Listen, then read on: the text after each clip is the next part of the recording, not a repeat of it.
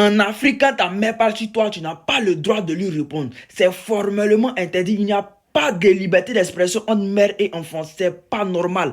Ce n'est pas écrit quelque part, mais c'est pas normal qu'il existe ça. Parce que ce que nos mamans africaines font pour nous, ce que nos mamans, le sacrifice que nos mamans font pour nous, si on était au courant de ça, on va se lever pour essayer de lui grandir un jour. Pardonnez, regardons cette vidéo. Et puis après avoir regardé cette vidéo-là, si ta mère existe encore sur cette terre-là, va lui offrir un cadeau.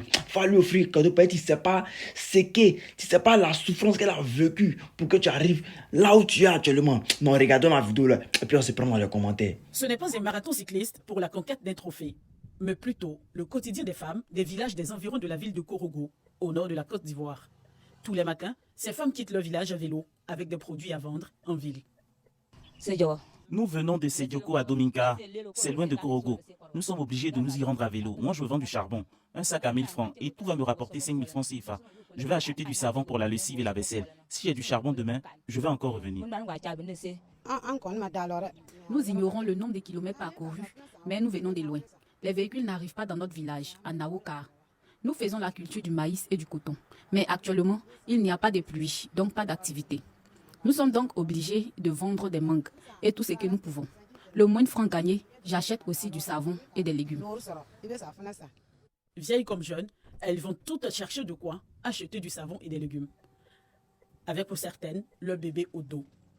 Le parcours est cependant périlleux. C'est pas facile. Avec l'enfant au dos, c'est encore plus difficile. J'ai 3 enfants et celui-ci prend le sien. Je suis obligée de me déplacer avec lui. Je vais vendre des mangues 3 à 50 francs CFA. D'ici 15 heures, je dois retourner à la maison. Et quand son bébé réclame son dû, Afou est obligé de marquer un arrêt. Elle veut téter, ça me met en retard, mais je n'ai pas le choix. Aller vendre des mangues, du bois de chauffe ou du charbon n'est pas sans risque pour ces femmes. Sans protection aucune, parfois avec un système de frein défaillant, ces femmes sénoufos sont exposées aux accidents. Et c'est le cas pour celle-ci. Tout allait bien pour elle il y a quelques secondes, avant que ce motocycliste ne lui mélange les pédales. Elle était devant moi, comme c'était un peu encore de l'année. Comment que je la vois là, donc je suis déjà resté. Je suis déjà resté Fago là, donc je ne pouvais pas faire autrement. Ma tête, j'ai mal. Je partais vendre le bois de chauffe. Ma tête.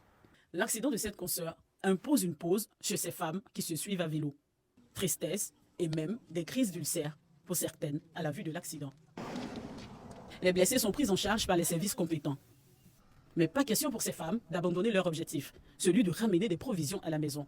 Du savon pour la vaisselle et des légumes pour le plat du jour. Malgré la fatigue et toutes les difficultés, il faut y aller à vélo